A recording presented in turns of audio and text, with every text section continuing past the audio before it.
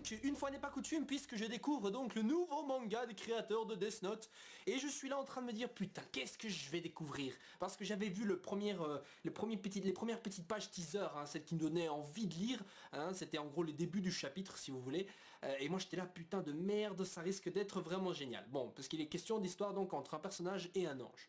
C'est vrai maintenant un ange de la mort, Shinigami, Light, bon, vous voyez un peu le lien, en même temps c'est le même créateur, c'est les mêmes mangaka, mais je me suis dit, bon, allez, c'est vrai que c'est tout à fait le style de ces deux auteurs-là de nous pondre des histoires de ce genre-là, alors pourquoi pas.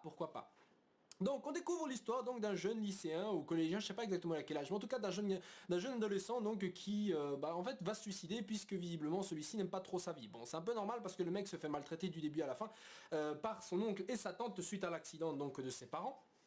Et donc il décide d'aller se suicider, il saute du haut d'un immeuble, je crois que de son immeuble, enfin peu importe.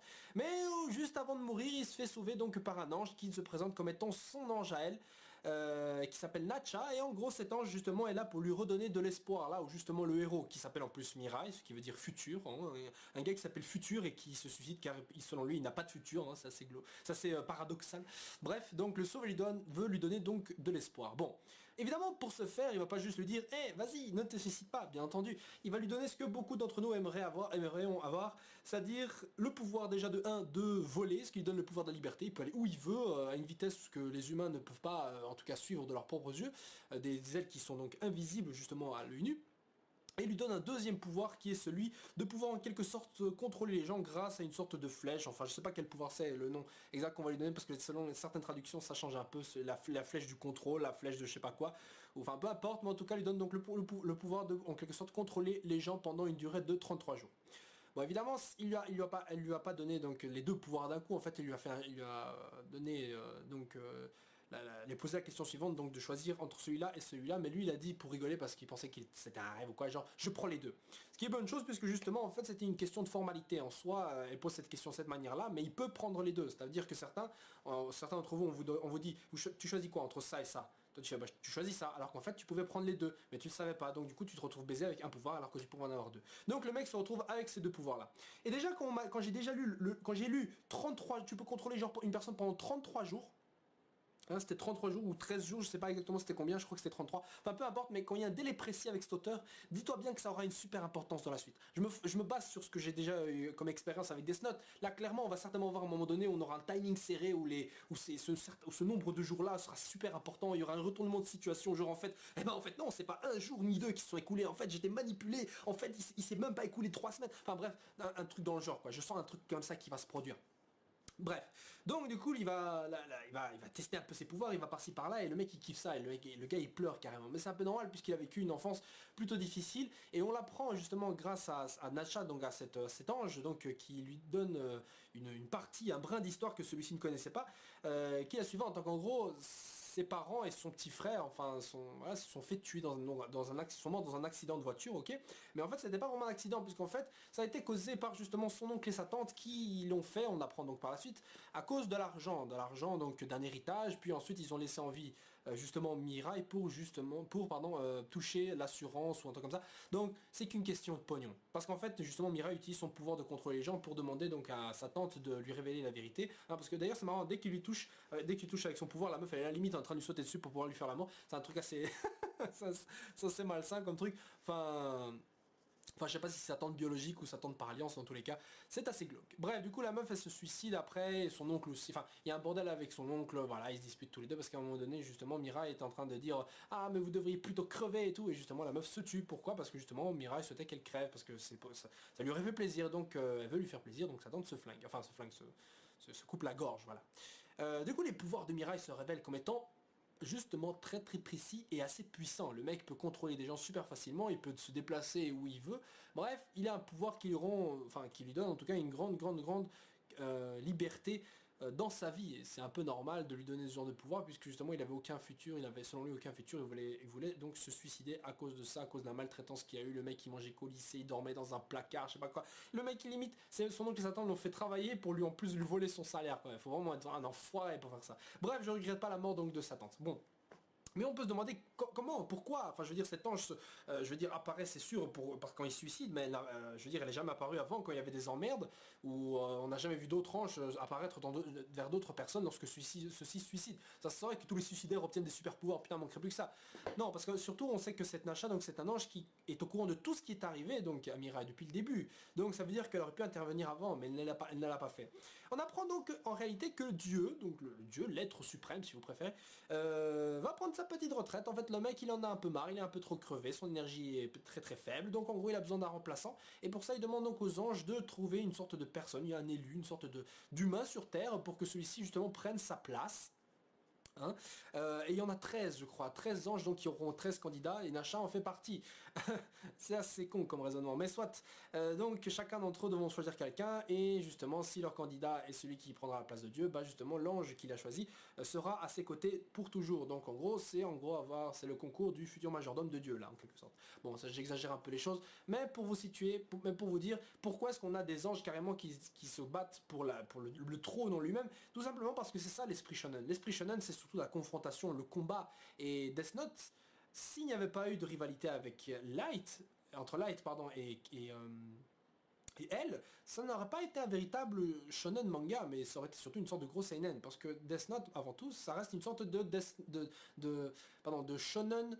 C'est un non-mainstream manga, mais qui est mainstream en même temps. C'est une notion que j'avais chopée dans Bakuman et qui est très très juste pour Death Note.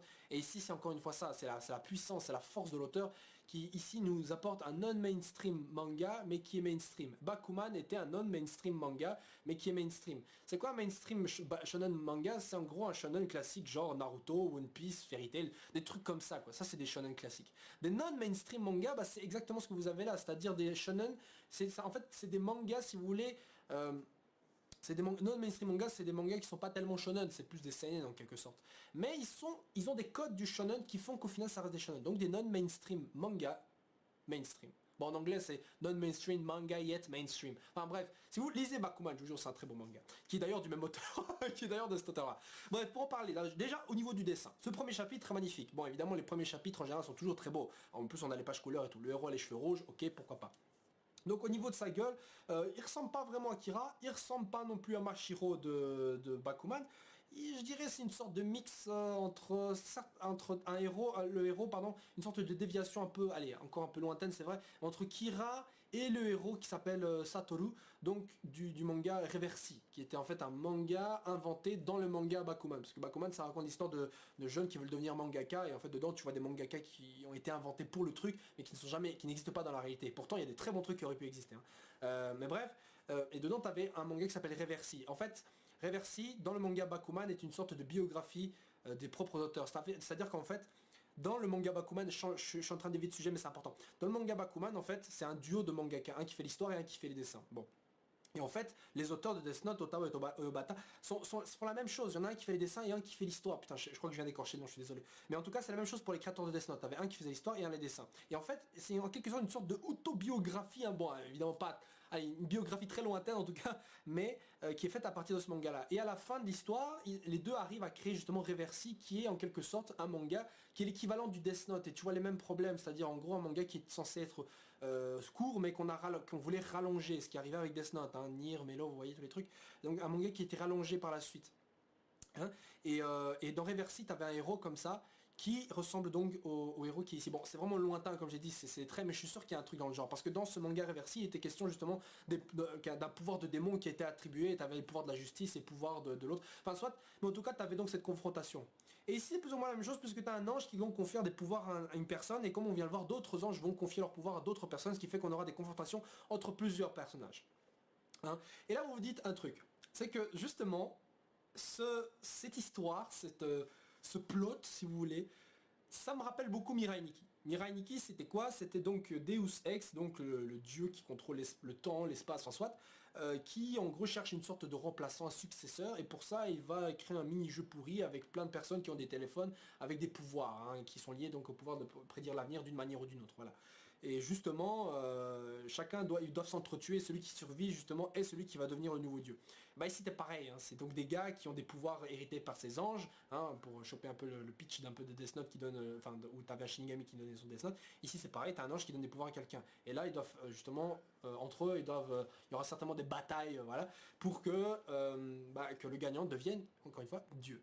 Donc je sais pas, t'as des codes, t'as une ambiance à la Death Note, t'as les dessins à la Death Note, pardon. Enfin, je vais revenir là-dessus, mais t'as une ambiance Death Note, peut-être même limite Code Geass, et encore, hein, je me connais pas à fond de Code Geass, mais le Geass, le pouvoir du Geass, ça me rappelle beaucoup le truc là où le mec, dans ce manga Platinum End, le mec il contrôle les gens comme ça. Enfin bref, même si Code Geass, enfin dans le Geass c'était genre un pouvoir, tu pouvais contrôler une personne, lui donner un ordre, mais pour une seule fois, quand tu peux pas le manipuler plusieurs fois.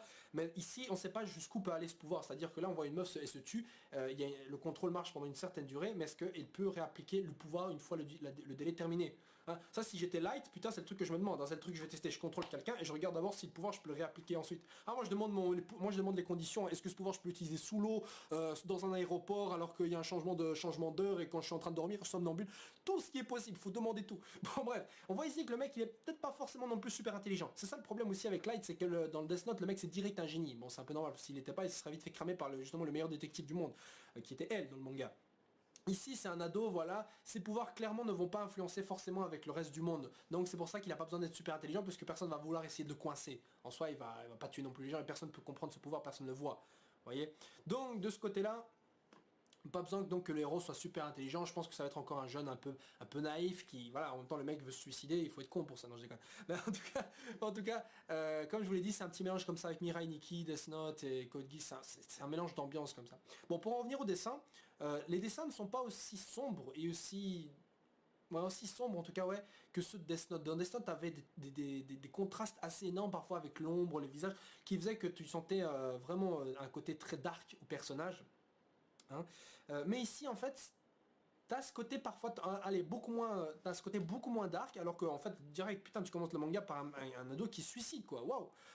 Pourtant les dessins sont assez joyeux, c'est notamment grâce à l'arrivée aussi de l'ange, parce que tu vois la gueule de l'ange, je veux pas voir un truc sombre, hein, au contraire de Ryuk dans Death Note où le mec c'est un dieu de la mort, donc clairement le mec il est en noir, il est limite habillé avec des chaînes et en cuir et tout, donc franchement c'est normal qu'il y ait une grosse différence. Mais je pense aussi que c'est l'expérience de Bakuman qui était un manga à la base avec des dessins assez précis et assez sérieux je dirais, qui fait que au début de Bakuman, moi je prenais le manga assez sérieusement parce qu'il y avait aussi une question de suicide. Il y avait aussi une question de suicide et le manga était assez sérieux, certaines expressions pour moi étaient un peu trop sérieuses pour ce genre de manga. Et par la suite justement, l'auteur a adapté son style et quand on compare le début et la fin, putain de merde, mais vous voyez une différence énorme entre la gueule des persos. Parce que justement l'auteur a compris que pour Bakuman, il fallait changer le style de dessin pour adapter plus ou moins au ton de l'histoire, qui était limite humoristique.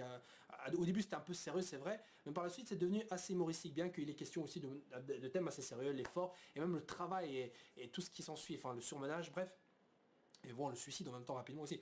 Mais donc pour ici, on voit que c'est un peu l'expérience du Bakuman et des dessins à la Death Note avec le scénario, le ton mature et très sérieux voilà, de Death Note qui est mélangé ici, ce qui fait que Platinum M pourrait être un excellent manga. Un excellent manga. Bon, en même temps, je m'y trompe pas, Bakuman est un excellent manga aussi. Dans son genre, il est très unique, hein, le fait de raconter l'histoire de mangaka. Je sais pas s'il y en a d'autres des mangas qui ont fait ça avant. Je suis sûr que oui, mais en tout cas, c'est pas aussi intéressant que l'a été Bakuman, hein, aussi instructif en tout cas. Et t'as Death Note, l'expérience de Death Note, tu mélanges ça et t'as Platinum End, tu peux avoir une future bombe là.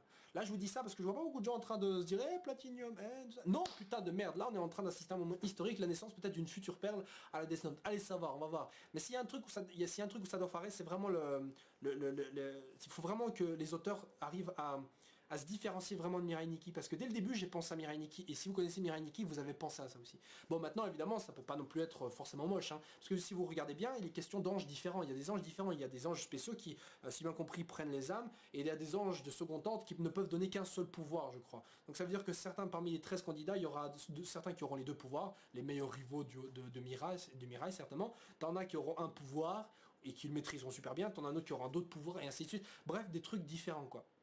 Je sais pas exactement comment on va s'articuler tout ça, mais je sens aussi qu'on aurait une sorte de twist au dernier moment par rapport à Nasha, l'ange là de Mirai, qui va lui raconter peut-être aussi un secret ou quoi, pourquoi elle veut devenir le serviteur de Dieu, parce qu'en soi, je veux dire, la meuf elle intervient uniquement quand celui-ci se suicide, mais aussi parce que Dieu a lancé ce petit concours. S'il l'avait pas fait, est-ce que Nasha l'aurait sauvé? Pourquoi elle le ferait maintenant et pourquoi elle l'aurait pas fait avant alors que le gars subissait un enfer? Vous allez me dire oui mais là il mourrait pas, oui mais il aurait pu mourir. Et ça, il n'en savait rien. Bon, bref, du coup, je suis assez, je suis assez surpris, mais très agréablement surpris, et cette lecture m'a vraiment plu. J'ai hâte de voir la suite, donc de Platinum M, qui est un manga qui sort tous les mois, un truc comme ça. Je ferai pas de review, hein, je ferai pas de review constante dessus. Je l'ai juste fait pour ce premier chapitre, j'en ferai de temps en temps, si j'oublie pas. Mais ne prenez pas cette vidéo donc comme une annonce que je vais faire des reviews officielles de Platinum End, hein, vous comprenez. C'est encore juste pour vous donner mon avis parce que j'avais fait cette lecture qui m'avait assez troublé et peut-être que ça allait devenir un gros truc par la suite, donc au moins on pourra dire que j'étais là. Bref, sur ça les gens, ciao ciao, et donnez-moi votre avis sur ce premier chapitre de Platinum End.